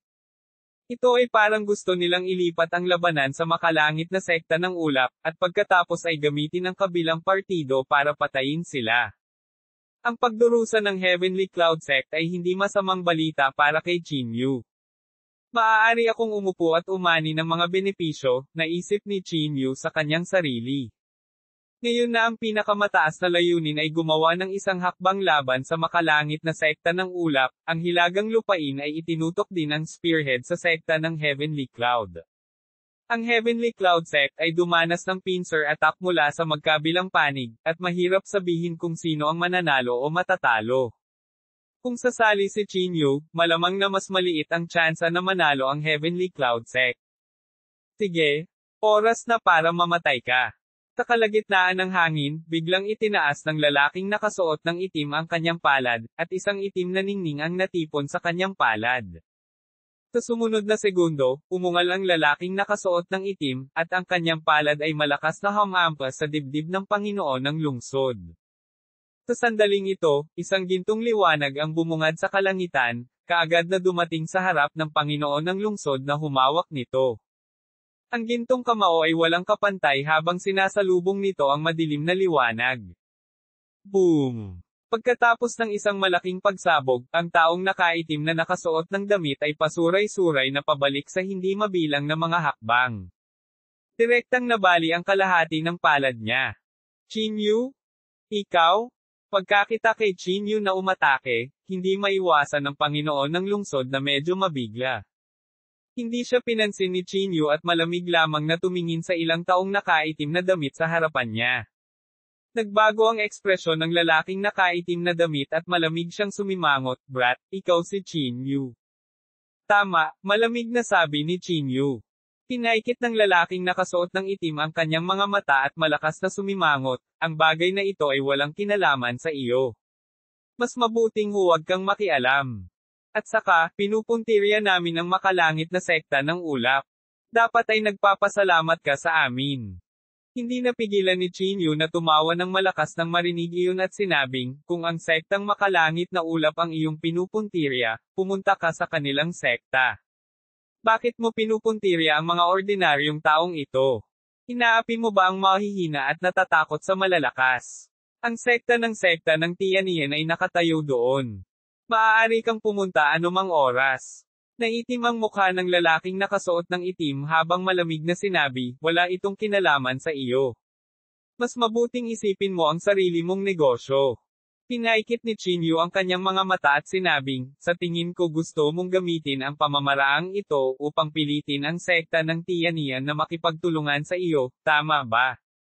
Sa oras na iyon, hindi ba't pareho kayong magsusuot ng pantalon?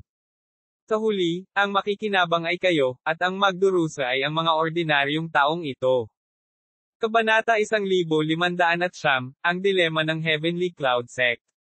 Matapos marinig ang mga salita ni Chinyu, ang mga ekspresyon ng mga lalaking ito na nakasuot ng itim ay hindi maiwasang bahagyang magbago. Tulad ng sinabi ni Chinyu, ayaw nilang gawing masyadong mahirap ang mga bagay sa Heavenly Cloud Sect, kaya umasa sila sa pamamaraang ito para pilitin ang Heavenly Cloud Sect na makipagtulungan. Ngayong na-expose na sila ni Chinyu, natural na hindi na nakatitig ang kanilang mga mukha. "Bata, huwag kang magsalita ng walang kaparerekon." Malakas na sigaw ng lalaking nakasuot ng itim. Gumisi si Chinyu at sinabing, "Kalokohan man ito o hindi, alam na alam ninyo sa inyong mga puso. Isa lang ang sasabihin ko sa inyo. Tiyak na hindi gagana ang paraan ninyo. Kung talagang nagtagumpay sila, paano pupunta si Chinyu sa sekta ng Heavenly Cloud para maghiganti? Ang hilagang lupain ay gustong humiram ng kutsilyo ng isang tao upang patayin, ngunit si Chinyu ay ganoon din. Gusto niyang gamitin ang kamay ng hilagang lupain para harapin ang sekta ng Heavenly Cloud. Let's go! Nakita ng mga lalaking nakasuot ng itim na hindi maganda ang sitwasyon at tumalikod sila para umalis. Gayunpaman, natural na hindi sila pababayaan ni Chinyu. Tinapakan niya ang line word formula at agad na hamarang sa kanilang dinadaanan. Hindi maiwasang magbago ang ekspresyon ng mga lalaking nakasuot ng itim na damit. Malamig nilang sinabi, "Anak, huwag kang masyadong malupit." Malamig na tiningnan sila ni Chinyu at sinabing, "Napatay mo ang napakaraming tao. Sa tingin mo ba makakaalis pa kayo?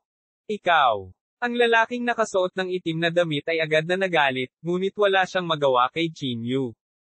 Nakikita rin ni Chinyu na ang mga taong ito ay maliliit na fries lamang mula sa hilagang lupain. Kung hindi, matagal na nilang ginamit ang spatial formation para umalis sa lugar na ito. Tuldok tuldok tuldok tuldok tuldok tuldok. Ilang maliliit na fries lang, at kahit ang City Lord ng Gu City ay hindi mo kakampi. Hindi napigilan ni Chinyu ang mapabuntong hininga nang makita niya ito. Habang nagsasalita siya, ang katawan ni Chinyu ay nagbuga ng sobrang nakakatakot na panloob na chi. Nang makitang kikilos na si Chinyu, ang mga taong ito ay hindi na nag-aksaya pa ng mga salita. Agad silang sumabog ng itim na enerhiya at sumugod patungo kay Chinyu. Ads by Pop Future. Sa kasamaang palad, ang kanilang lakas ay hindi man lang nababanggit sa harap ni Chinyu. Tinurog ng kanilang mga gininto ang kamao ang lahat sa kanilang dinadaanan, at walang makalaban sa kanila. Sa loob lamang ng maikling 10 minuto, ang mga katawan ng lalaking ito na nakasuot ng itim na damit ay nabasag lahat, at sila ay bumagsak sa lupa nang hindi nakabangon. Ang gayong malakas na lakas ng pakikipaglaban ay natural na nakakagulat. Kahit na ang Panginoon ng lungsod ng Gu City ay hindi napigil ang mapatulala. Tulad ng inaasahan ang taong nagpahirap sa makalangit na sekta ng ulap, naisip ng Panginoon ng lungsod ng Gu City sa kanyang sarili. Nanginginig na nakatayo ang natitirang lalaking nakasuot ng itim na damit. Galit niyang tinitigan si Chinyu at sumigaw, "Chinyu, ang iyong mga aksyon ay walang alinlangan na nakakasakit sa ating Northern Lands." Ngumisi si Chinyu, "So ano? Sa tingin mo ba natatakot ako sa iyo?" Pagkatapos sabihin iyon, iniunat ni Chinyu ang isang malaking kamay at hinawakan siya. Dahil sa sobrang lakas, hindi siya makagalaw. Ang lahat ng kanyang chi energy ay tila selyado at hindi magamit. Malamig na tiningnan siya ni Chinyu at sinabing, "Bibigyan kita ng pagkakataong mabuhay. Magtatanong ako sa iyo ng ilang katanungan. Hanggat sumagot ka ng totoo, ililibre ko ang iyong buhay. Huwag mo nang isipin ito. Hinding-hindi ko ipagkakanulo ang Northern Lands." Sigaw ng lalaking nakaitim na damit. Bahagyang tumango si Chinyu at bumulong sa sarili, "Totoo iyan. Isa ka lang maliit na prito. Natatakot ako na wala kang alam na anumang kapaki-pakinabang na impormasyon." Nang marinig ito ng lalaking nakaitim na damit, agad na lumiit ang kanyang mga estudyante. May gusto siyang sabihin, ngunit hindi siya binigyan ni Chinyu ng pagkakataon. Diretso niyang itinaas ang kamay at hinampas ang ulo. Matapos makitungo sa mga lalaking ito na nakasuot ng itim, tumingin si Chinyu sa lungsod lord ng Gu City. Mabilis na i-activate ang formation. Hindi ba ang Gu City ay may napakalakas na pagbuo ng proteksyon sa bundok? Sabi ni Chinyu. Ang Panginoon ng lungsod ng Gu City ay bumalik sa kanyang katinoan at mabilis na tumango. Okay. Gagawin ko kaagad. Ads by Pop Future. Napaungol si Chinyu at tumalikod na para umalis. Sa sandaling ito, biglang hinailan ng City Lord ng Gu City si Chinyu pabalik. Medyo nahihiya niyang sinabi, "Chinyu, salamat. Salamat." Ikinaway ni Chinyu ang kanyang kamay at sinabing, "Alagaan mo si Atelin para sa akin." Pagkatapos sabihin ito, umalis si Chinyu. Hindi siya nagmamadaling hanapin ang Dark Energy Grave. Sa halip, pansamantalang bumalik siya sa Mount Wanning. Kasunod nito, hiniling niya sa dalawang attendant ni Juwo na magpadala ng mga imbitasyon kina Kuzu, Zuo Jing, at ang iba pa, na nag-aanyaya sa kanila na pumunta sa Mount Wanning para makipag-chat. Bukod sa kanila, inimbitahan din ni Chinyu ang lahat ng malalaking sekta at sekta upang pag-usapan ang malalaking plano sa kanila. Sa napakaraming taong inimbitahan, natural na hindi ito magagawa ng sabay-sabay. Maaari lamang silang hintayin ni Chinyu sa Mount Wanning. Ang mga taong ito ay masyadong mayabang. Sa tingin mo ba ay darating sila? Hinawakan ni Wenda ang isang piraso ng foie gras sa kanyang kamay at nagtanong habang kumakain. Umiling si Chinyu at sinabing, "Kung may hindi darating, may darating." Sa madaling salita, hanggat maaari. Tinapik ni Wen'er ang balikat ni Chinyu at sinabing, "Mababang kapatid, sobra mong pinahahalagahan ang iyong apela. Ito ang katotohanan. Kahit na ang kasalukuyang Chinyu ay maaaring ituring na sikat sa South Province, ang kanyang apela ay napakahina. Maraming mga sekta ang hindi sineseryoso si Chinyu, lalo pat tanggapin ang kanyang imbitasyon." Sa mga susunod na araw, ang balita ay nagmula muli sa lahat. Maraming lalaking nakasuot ng itim ang lumitaw sa South Province. Ang kanilang mga pamamaraan ay eksaktong kapareho ng sa Gu City. Hindi mabilang na mga tao ang namatay sa kanilang mga kamay. Sa isang panahon, maraming magsasaka ang natakot. Buong araw silang nabuhay sa takot. Young millionaire from Lahog tells how she got rich. 100% vision without surgery. Here's an effective method. Tuldok. Sekta ng langit na ulap. Ang Vice Sect Master ay umupo sa posisyon ng dating Sect Master. Lalong nanlamig ang mukha niya. Maraming matatanda na ang nakaupo na. Dumating na ang lahat ng mga sikat na tao ng Heavenly Cloud Sect. Ang unang elder lang ang nawawala. Vice Sect Leader, ang Hilagang Lupain ay gumagawa ng maraming galaw kamakailan.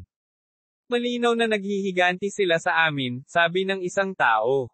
Tama. Nagpadala kami ng mga tao sa Hilagang Lupain. Natural na gagantay ang Hilagang Lupain. Kung magpapatuloy ito, sino ang nakakaalam kung gaano karaming mga tao sa South Province ang maaapektuhan? Natural na naiintindihan ng Vice Sect Leader. Mas lalo pang naging pangit ang ekspresyon nito. Kung hindi sila nagpadala ng mga tao sa Hilagang Lupain, tiyak na magiging laganap ang Hilagang Lupain. Maaga o huli, aabot din sila sa yugtong ito. Gayunpaman, kung nagpadala sila ng mga tao sa Hilagang Lupain, malamang nasisihin ito ng lahat sa sekta ng Heavenly Cloud. Iminumungkahi ko na bawiin natin ang ating mga tao at makipag-ayos ng mapayapa sa Hilagang Lupain, iminungkahi ng isang tao. Hindi. Direktang tinanggihan ng Deputy Sect Leader ang kahilingang ito nang hindi man lang nag-iisip. Talagang hindi namin maaaring payagan ang Hilagang Lupain na patuloy na maging mapagmataas. Sa sandaling ito, biglang ibinuka ni Elder Bai ang kanyang bibig at sinabing, kung ang mga mababang buhay na iyon ay mamatay, gayon din. Gayunpaman, ang ating mga tao ay napunta na sa hangganan. Paano kung ang mga Hilagang Lupain ay biglang umatake sa Heavenly Cloud Sect? Ano ang dapat nating gawin? Tama. Kung bumagsak ang Heavenly Cloud Sect, hindi ba mas magiging mahirap iyon? Iminumungkahi ko pa rin na bawiin natin ang ating mga tao at hayaang manatili si Xiao Haijuo at ang iba pa sa hangganan. Ang mungkahing ito ay tila nakatanggap ng pag-aproba ng karamihan sa mga tao. Gayunpaman, hinampas ng Deputy Sect Leader ang mesa at tumayo. Galit niyang sinabi ko, hindi. Ang paglaban sa Hilagang Lupain ay pananagutan ng sekta ng langit na ulap. Tungkol naman sa iba't ibang malalaking lungsod sa katimugang rehiyon, magpapadala ako ng mga tao upang palakasin sila. Hahaha. Hindi ba nataman ka lang ng Northern Lands boxing gloves? Ilabas ang lahat. Hihintayin ba natin ang kamatayan dito? Bahagyang ngumuso si Elder Bai. By Sect Master, pansamantala mo lang pinapalitan ang Sect Master. Hindi ka pa Sect Master. Habang sinasabi niya ito, ang unang matanda ay biglang lumabas na nanginginig. Nang makita ang unang elder, ang lahat ay agad na naging tiwala. Napatingin silang lahat sa unang elder, naghihintay na magsalita ang unang elder. Kabanata 1510, nag-aanyaya sa lahat ng mga pangunahing sekta. Hindi pa gumagaling ang katawan ng unang elder. Paulit-ulit na siyang dumanas ng mabibigat na pinsala, at mukha siyang matanda sa kanyang takip silim. Unang elder. Pinati din ng Vice Sect Master ang unang elder. Ang unang elder ay malamig na tumingin sa Vice Sect Master at sinabing, ikaw ba ang may huling say sa Heavenly Cloud Sect na ito? Ikaw ba ang may huling say? Nanatiling tahimik ang Vice Sect Leader, ngunit tila nahulaan niya kung ano ang susunod na sasabihin ng unang elder, kaya hindi masyadong maganda ang kanyang ekspresyon. Ang unang elder ay inilagay ang kanyang mga kamay sa likod ng kanyang likuran ng may matinding kahirapan. Inilibot niya ang kanyang tingin sa karamihan at dahan-daang nagsabi, sumasang-ayon ako sa mungkahi ng lahat na makipag-ayos sa Hilagang Lupain. Sa sandaling sinabi ang mga salitang ito, ang ekspresyon ng Vice Sect Leader ay agad na naging sobrang pangit. Nagtawanan ng maraming matatandang naruroon. Narinig mo ba iyon? Nagsalita na ang unang elder. Ano pa ang sasabihin mo? Tama. Huwag kalimutan na ang unang elder ay ang tunay na kumikilos na pinuno ng sekta. Dahil nagsalita na ang unang elder, representante na pinuno ng sekta, wala ka nang dapat ipagpatuloy. Hiniling ng lahat na umalis sa hangganan at sumuko sa paglaban sa Hilagang Lupain. Habang nag-uusap ang lahat, biglang kumislap ang mga mata ng Deputy Sect Leader na may kasamaan. Sa sumunod na segundo, bigla niyang inabot ang kamay at hinampas ang likod ng unang matanda. Tuldok tuldok tuldok tuldok tuldok tuldok. Ang unang matanda ay biglang nagluwa ng isang subo ng dugo. Nahihirapan siyang lumingon at tinitigan ang Vice Sect Leader na parang may gustong sabihin. Gayunpaman, bago pa man siya makapagsalita, diretso siyang humiga. Nang makita ang eksenang ito, ang mga ekspresyon ng lahat ay hindi maiwasang magbago ng husto. Mga ad ng Pop Future. Bisect Leader, anong ibig mong sabihin dito? Sinusubukan mo bang magrebelde? Inatake mo talaga ang unang elder. Nabaliw ka na ba? First elder? Okay ka lang ba? Ang bisect leader ay malamig na inilibot ang kanyang tingin sa karamihan at dahan-daang nagsabi, huwag kang mag-alala, hindi ko siya pinatay. Wala lang siyang malay. Nagkataon na kailangan din niyang magpahinga, kaya huwag mo siyang hayaang magtrabaho ng husto. Sa pagsasalita hanggang sa puntong ito, inilagay ng vice-sect leader ang kanyang mga kamay sa likod at walang pakialam na sinabi, kung wala ang unang elder, ako ang may huling say sa Heavenly Cloud Sect. Maaari kong tutulan ang anumang opinyon. Medyo pangit ang mga mukha ng matatandang naruroon. Malinaw na hindi nila inaasahan na magiging napakalupit ng Bisect Master. Ipasa ang aking mga order. Magpadala ng mga tao upang palakasin ang iba't ibang malalaking lungsod at hilingin sa Formation Master na mag-set up ng isang formation, malamig na sabi ng Bisect Master. Bisect Master, hindi ka ba masyadong lalayo? May sumigaw ng malakas. Nang marinig ito, hindi kumibo ang Bisect Master at itinaas ang kanyang kamay para sampilan ang matanda. Bang! Agad na sinampal ang matanda hanggang sa samuka ito ng dugo. Sino pa ang may opinyon? Ang Deputy Sect Master ay malamig na inilibot ang kanyang tingin sa karamihan.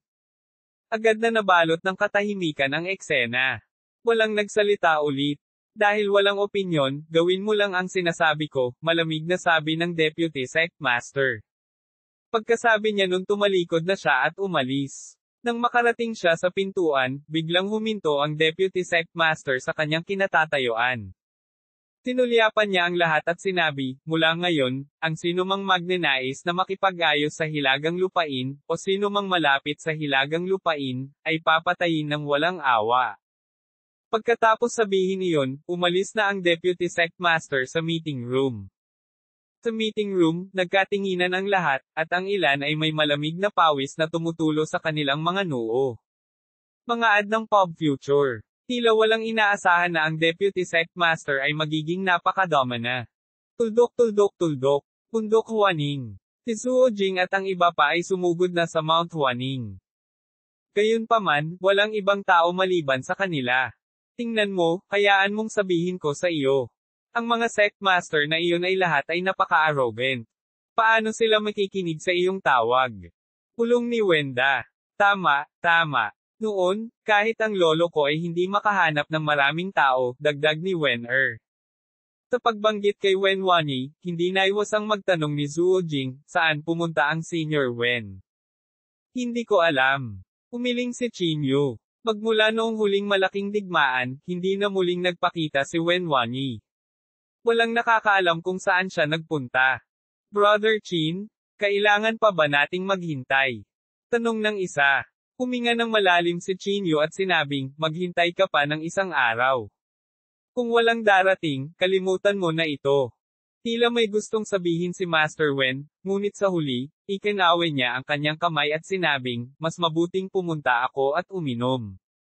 Kinabukasan, nakatayo si Qin Yu sa gate ng bundok ng Mount Huaning.